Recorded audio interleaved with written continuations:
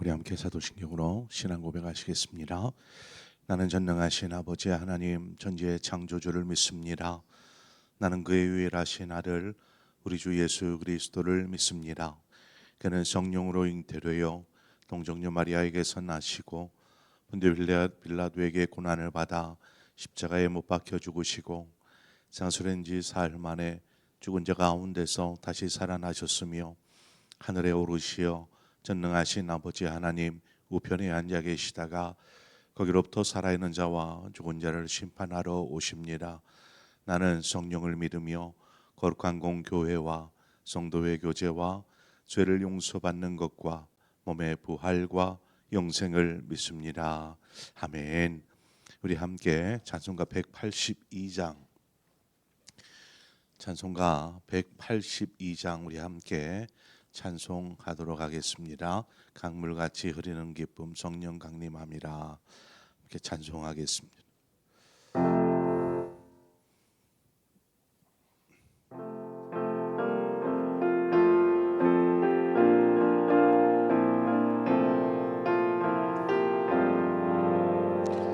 강물같이 흐르는 기쁨 성령 강림함이라. 정결한 맘 영원하도록 주의 거처 되겠네. 주님 주시는 참된 평화가 내 맘속에 넘치네. 주의 말씀에 거센 풍랑도 잠잠하게 되도다. 나의 생명 소생케 됨을 성령이 마심이라.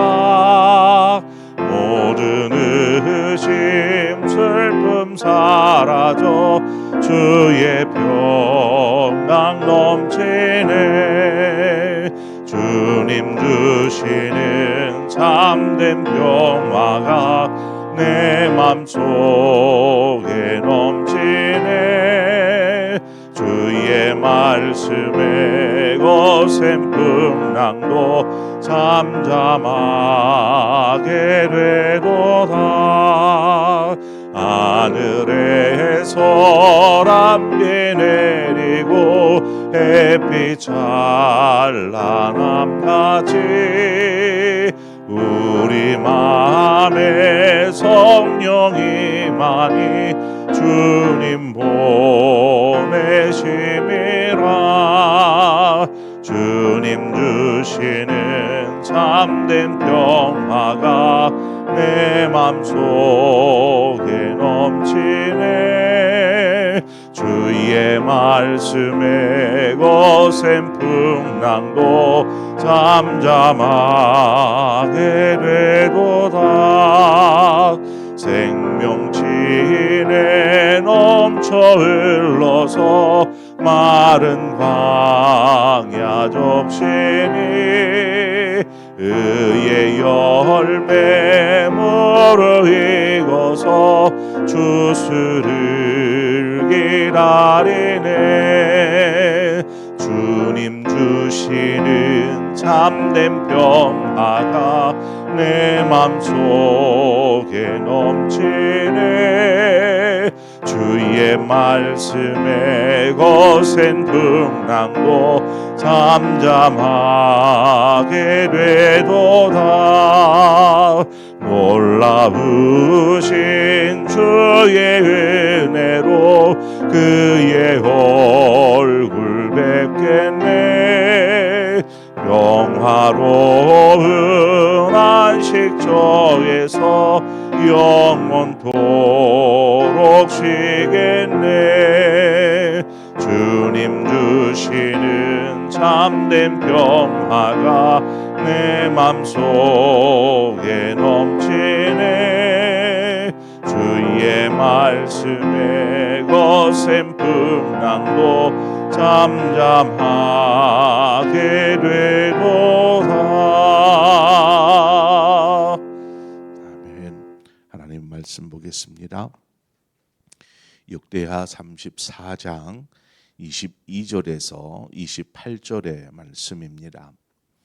역대하 34장 22절에서 28절의 말씀을 한 절씩 교독하겠습니다. 22절입니다. 이에 hil기야와 왕이 보낸 사람들이 여선지자 훌다에게로 나아가니 그는 하스라의 손자 독핫의 아들로서 예복을 관리하는 살룸의 아내라. 예루살렘 둘째 구역에 살았더라. 그들이 그에게 이 뜻을 전하매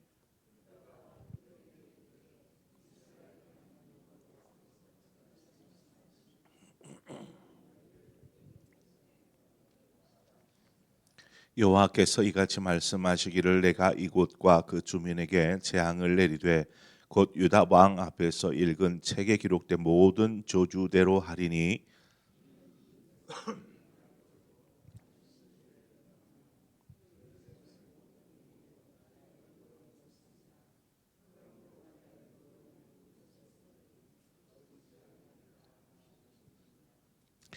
너희를 보내어 여호와께 묻게 한 유다 왕에게는 너희가 이렇게 전하라. 이스라엘의 하나님 여호와께서 이같이 말씀하시기를 내가 들은 말을 의논하건대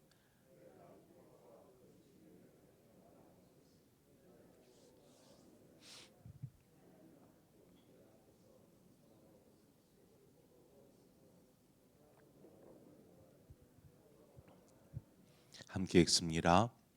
그러므로 내가 내게 너의 조상들에게 돌아가서 평안히 묘실로 들어가게 하리니 내가 이곳과 그 주민에게 내리는 모든 재앙을 내가 눈으로 보지 못하리라 하셨느니라. 이에 사신들이 왕에게 복명하니라. 아멘.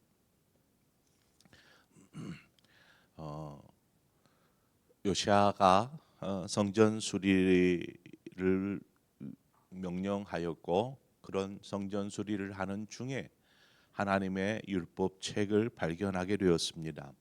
그 율법책 발견되어진 율법책의 말씀을 요시아가 이렇게 듣게 되는데 지금껏 이스라엘이 하나님 앞에서 행한 악행들, 즉 하나님의 말씀에 순종하지 않음으로 말미암아 그 말씀 그대로 하나님의 진노가 임하게 될 것을 깨닫게 됩니다.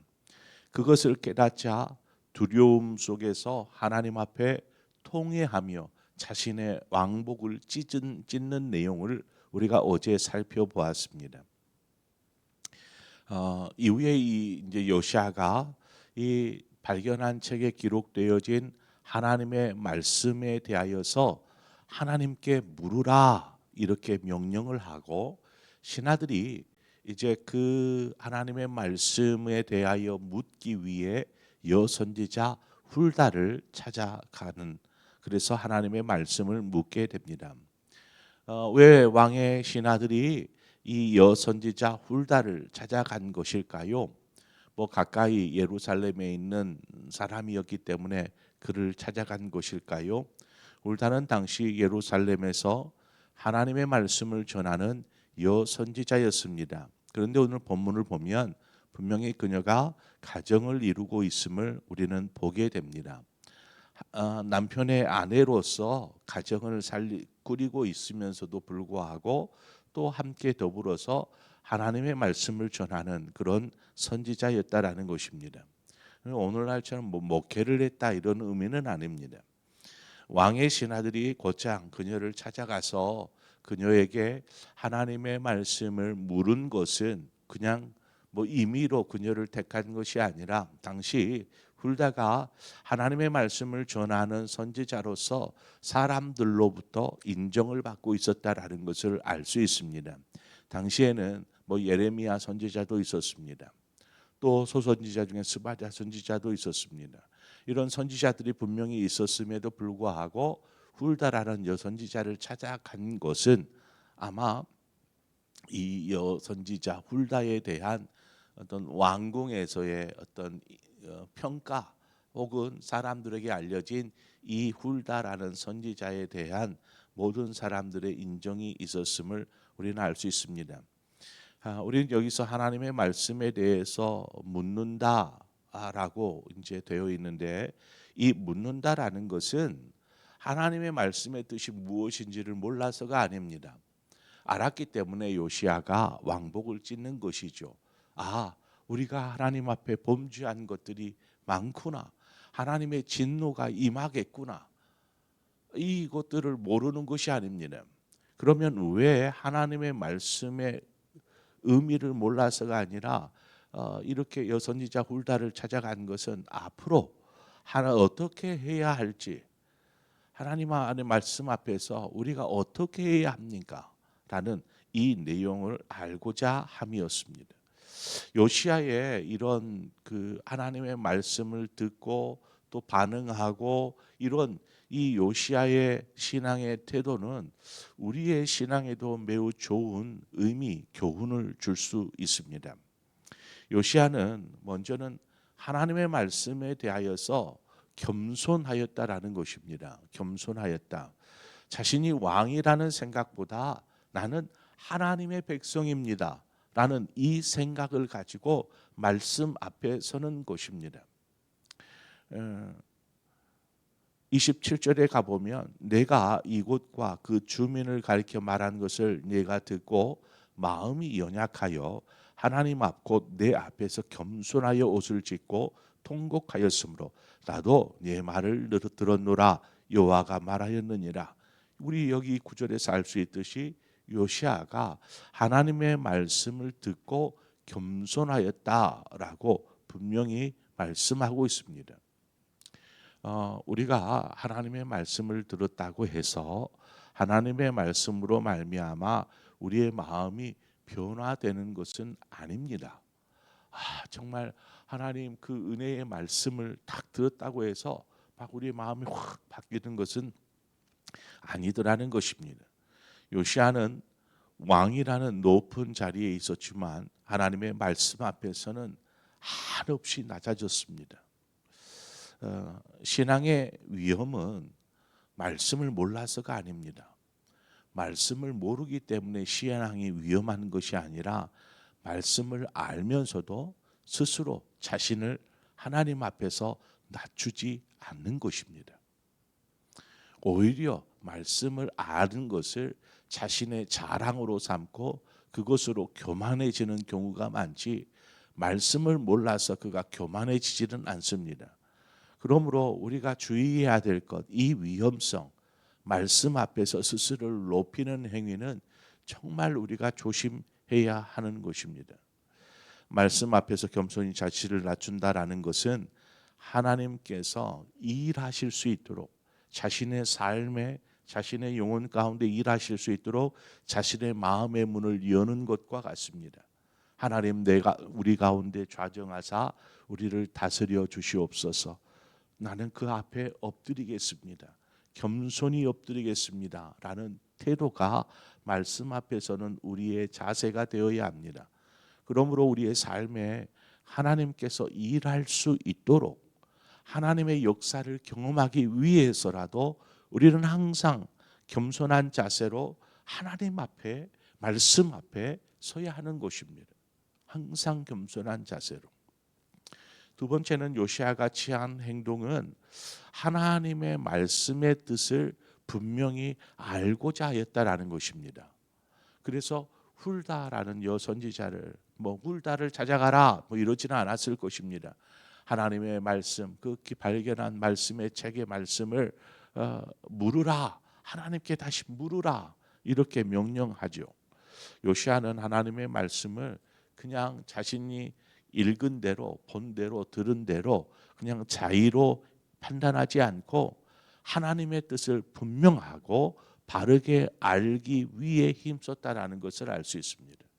우리도 어떤 중요한 일을 결정하거나 선택할 때에 내가 원하는 것이 아니라 하나님이 원하는 것이 어떠한 것인지를 우리는 물어야 합니다. 이 과정이 없으면 우리는 우리가 원하는 방식, 우리가 원하는 길, 우리가 원하는 뜻대로 결정하고 나아가게 됩니다. 그래서 하나님, 제가 이 길로 가고 싶은데 하나님께서 이 길을 형통케 해 주십시오. 내가 이렇게 하고자 하는데 하나님 함께 해 주십시오라고 이 하나님과의 우리와의 위치가 바뀌게 됩니다. 우리가 가고자 하는 길을 하나님은 뒤에서 도와주고 챙겨주고 이렇게 되는 것이 아니라 하나님께서 우리의 삶을 인도하시도록 해야 하기 때문에 우리는 늘 하나님, 내가 원하는 것이 아니라 하나님이 원하시는 뜻이 무엇입니까? 하나님이 우리에게 말씀하시고자 하는 것이 무엇입니까를 물어야 한다라는 것입니다. 우리가 말씀을 듣다 보면 하나님께서 어떤 때는 이것은 나에게 하시는 하나님의 말씀이구나라고 들려질 때가 있습니다. 지금 나에게 말씀하고 계시구나. 이때 우리가 하나님의 뜻을 어떤 분명히 알기 위해서 재확인하는 과정도 필요합니다. 그것은 믿음 없는 행위가 아닙니다. 하나님 나에게 하시는 말씀인데 그 말씀에 곧장 순종할 수 있지만 하나님 정말 그것이 맞습니까? 그렇잖아요. 우리가 생각지도 않은 것들을 우리에게 말씀하셔서 우리로 하여금 인도하려고 하실 때, 우리를 이끌려고 하실 때 우리가 당장 순종하며 팔 걷어붙이고 나설 수 없는 것입니다. 이럴 때에는 재확인하는 것입니다. 하나님의 뜻이 분명하십니까? 하나님, 제가 그렇게 하기를 원하십니까? 라고 재확인하는 것이 필요합니다. 하나님의 뜻을 분명히 알고 그 뜻대로 행하고자 함이지 믿음이 없어서 순종하지 않고 싶어서 이 핑계 저 핑계 되는 것이 아닙니다. 사사기 6장에 가보면 사사 기드온이 나옵니다. 기드온이 살 당시에 이스라엘은 주변의 나라들로부터 큰 곤욕을 치르고 있었습니다.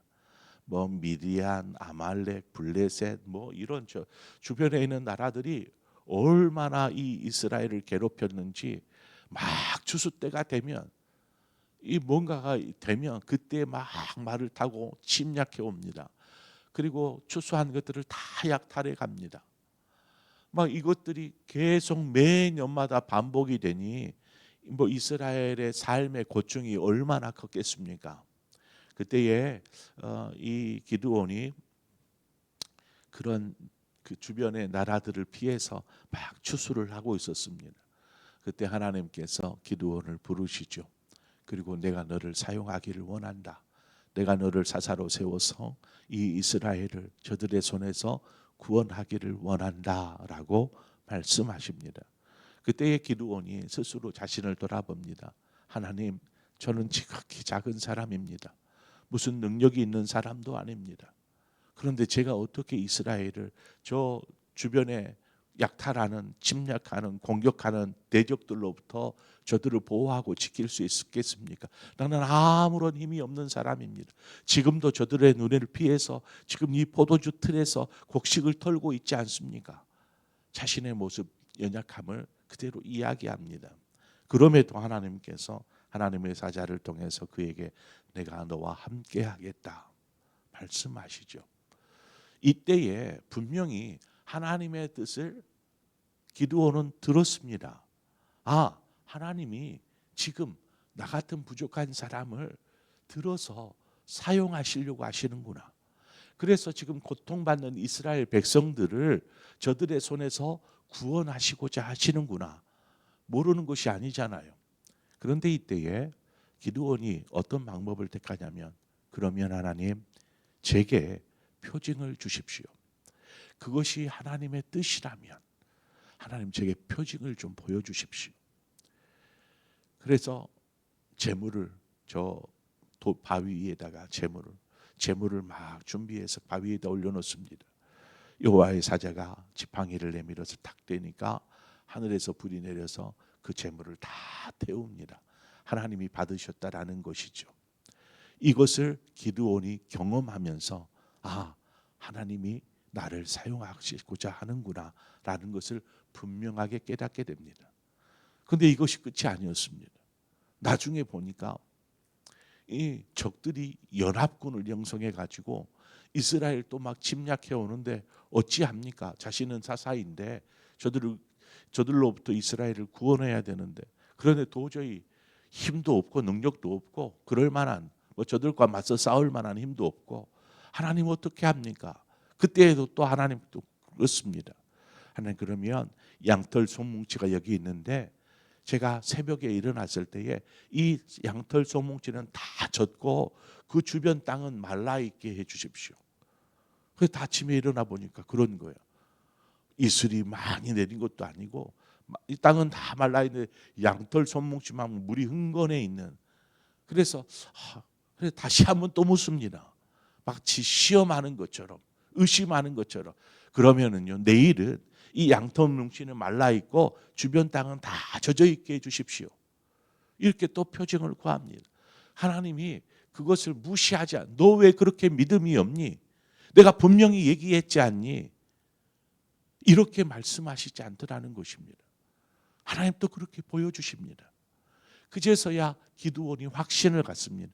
이것이 하나님의 뜻이구나. 여러분 그것은 믿음 없는 것이 아닙니다.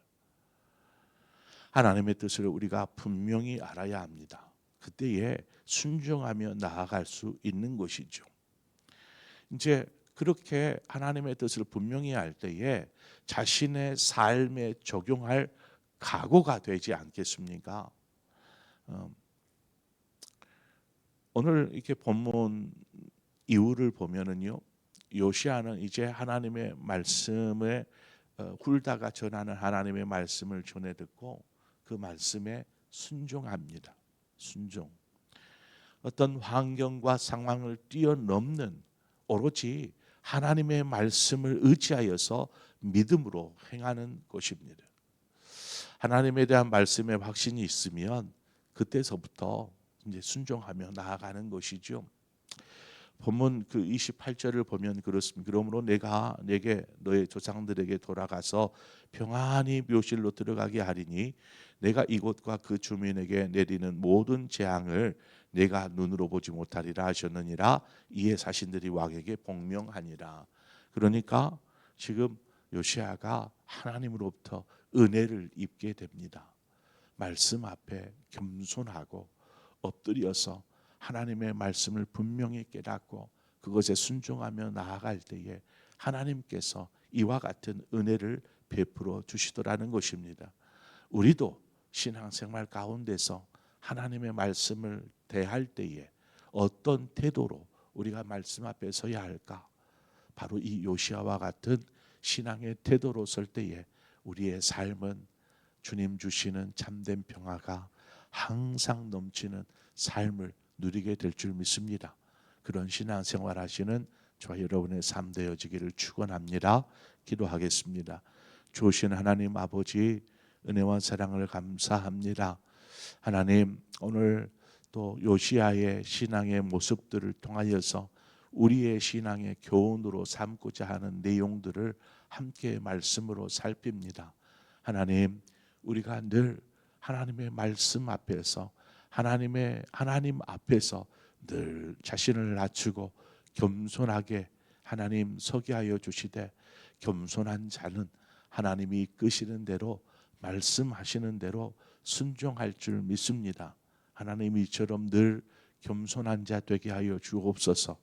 무엇보다도 하나님의 뜻을 바르게 분명하게 깨닫고 순종함으로 나아가는 삶이 되기를 원합니다. 그래서 하나님이 우리를 위해서 진노 중에라도 긍휼을 베푸시고 은혜를 베푸시는 그 하나님을 경험하는 우리의 신앙이요 삶이 되게 하여 주옵소서. 예수님의 이름으로 기도합니다. 아멘. 오늘 말씀을 생각하면서 하나님 늘 겸손한 사람 되게 하여 주옵소서.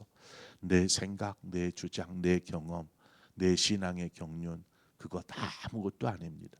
하나님의 말씀이라면 다 내려놓아야 될 것들입니다.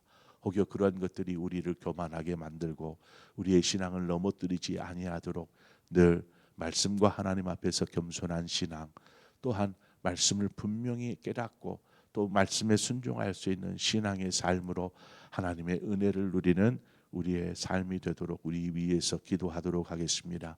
더불어서 우리가 기도할 것은 우리 나라와 민족을 위해서 기도하십시다. 한국 교회를 위해서 기도하십시다. 또한 우리 오늘 저녁 있을 수요 예배를 위해서도 우리가 한 마음으로 기도하고 오늘 또 당회가 있습니다. 당회를 위해서도 여러분 함께 기도해 주시기를 바랍니다. 그리고 각자의 기도의 제목으로 기도하시다 자유롭게 돌아가시겠습니다. 함께 기도하겠습니다. 주신 아버지 은혜와 사랑을 감사합니다. 하나님의 새벽 우리를 불러주신 주여, 늘 언제나 주님 앞에 서기를 힘쓰는 자 되게 하여 주옵소서. 주님 앞에 섰을 때에 우리가 늘 겸손하게 하여 주옵소서. 왕일지라도 어찌 여호와 하나님 앞에